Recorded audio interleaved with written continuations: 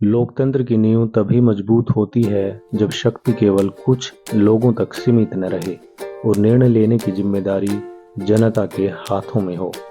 पंचायती राज वह माध्यम है जिससे हर व्यक्ति अपने अधिकार और कर्तव्य समझ सकता है, लेकिन इसे सिर्फ नाम की संस्था न बनने दिया जाए। जब हर आवाज सुनी जाएगी तभी स्वराज का वास्तविक अर्थ प्रकट होगा। ये विचार उस युग के बीज हैं जब भारत ने स्थानीय स्वशासन और पंचायत व्यवस्था की राह चुनी थी। 1882 में लॉर्ड रिपन ने लोकल सेल्फ गवर्नमेंट की पहल की और कहा कि जनता को सुनवाई का हक मिलेगा। जिम्मेदारी धीरे धीरे साझा की जाएंगी। इस तरह पंचायती राज का पहला बीज अंकुरित हुआ।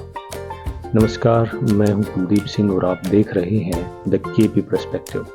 इस चैनल पर हम इतिहास की कहानियों को जीवंत बनाते हैं, राजनीतिक संदर्भ समझते हैं और सामाजिक पहलुओं की दिलचस्प परतें आपके सामने लाते हैं।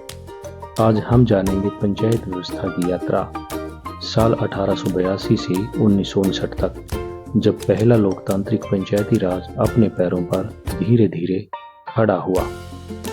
गांवों में पंचायतें उभरनी शुरू हुई। सड़कें बनाना, नालियां साफ करना, छोटे झगड़े सुलझाना, यह सब पंचायतों की जिम्मेदारी बनी। जनता धीरे धीरे प्रशासन में भाग लेने लगी और पहली बार गांव की आवाज को सुनवाई और तवज्जो मिली।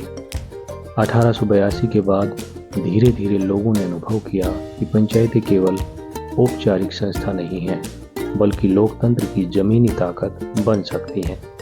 1919 में भारत सरकार अधिनियम आया। इसने प्रांतों को पंचायत कानून बनाने का अधिकार दिया। 1935 के अधिनियम ने प्रशासनिक ढांचे को मजबूत किया और गांवों में भागीदारी की संभावनाएं और स्पष्ट रूप से दिखाई देने लगी। लोकतंत्र का ये बीज धीरे धीरे फैल रहा था, लेकिन यह स्पष्ट था कि पूरी भागीदारी हर समय संभव नहीं थी। 15 अगस्त 1947 को भारत देश आजाद हुआ। देश में खुशी और उमंग का माहौल था, लेकिन साथ ही यह सवाल भी उठता था, गांव का हक और विकास कैसे सुनिश्चित होगा। राज्यों ने अपने अपने कानून बनाए। उत्तर प्रदेश ने साल 1947 में, बिहार ने 1948 में, बॉम्बे और मद्रास ने साल 1950 में पंचायत अधिनियम बनाए। सरपंच कहीं सीधे जनता से तो कभी पंचायत सदस्यों से चुने जाने के प्रावधान इन पंचायत अधिनियमों में किए गए। गांव के लोग अब निर्णय प्रक्रिया में हिस्सा लेने लगे थे। डॉक्टर भीमराव अंबेडकर ने स्पष्ट किया था कि पंचायत व्यवस्था में सभी लोगों की भागीदारी हमेशा संभव नहीं होती और यह शक्तिशाली लोगों की पकड़ में रह सकती है। लेकिन उनका दृष्टिकोण यह सोचने का अवसर देता है कि गांव के विकास और लोकतंत्र में सुधार कैसे किया जा सकता है, और पंचायतें इसे चुनौती और प्रेरणा दोनों देती हैं। महात्मा गांधी जी का अंदाज भी यही था। स्वराज तभी सच्चा होगा जब गांव की हर आवाज सुनी जाए और हर हाथ विकास में लगे। उनकी सोच के अनुसार पंचायतें केवल प्रशासनिक संस्था नहीं, बल्कि सत्य और नैतिक कर्तव्य के लिए प्रशिक्षण स्थल बन सकती हैं। 1950 में भारतीय संविधान लागू हुआ और अनुच्छेद 40 में निर्देश दिया गया कि राज्य ग्राम पंचायतों का गठन करेंगे और उन्हें सशक्त बनाएंगे। गांव की पंचायतें अब धीरे धीरे स्थानीय विकास की प्रेरक शक्ति के रूप में उभरने लगी थी। साल 1952 में सामुदायिक विकास कार्यक्रमों की शुरुआत इसी संदर्भ में हुई थी। 1953 में राष्ट्रीय विस्तार सेवा की शुरुआत भी हुई। इन प्रयासों से गांव में शिक्षा, स्वास्थ्य और कृषि के क्षेत्र में सुधार हुआ। पंचायतें अब केवल औपचारिक संस्था नहीं रही, बल्कि स्थानीय नेतृत्व और निर्णय लेने की जगह बन गई। 1957 में बलवंत राय मेहता की समिति बनी।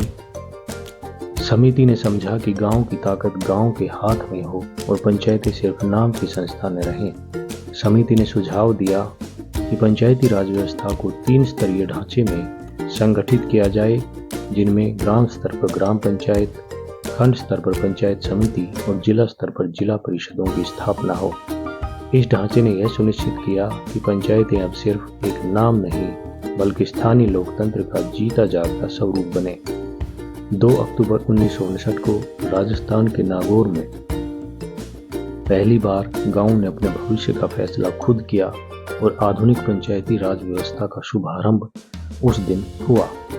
सरपंच जनता से चुना गया, पंचायतों को शक्तियां भी दी गई और लोकतंत्र की जड़ें मिट्टी की गहराई में बैठ गई। यही है पंचायतों की कहानी, सीख, सहभागिता और लोकतंत्र की सजीव और प्रेरक तस्वीर, जो साल 1882 से 1959 तक का यह सफर बीज बोने, प्रयास करने और स्वशासन की फसल फलीभूत करने का सफर है। फिलहाल के लिए इतना ही। पंचायतों के इस सफरनामे से जुड़ी रोचक जानकारी लेकर आपसे फिर मुलाकात होगी। धन्यवाद।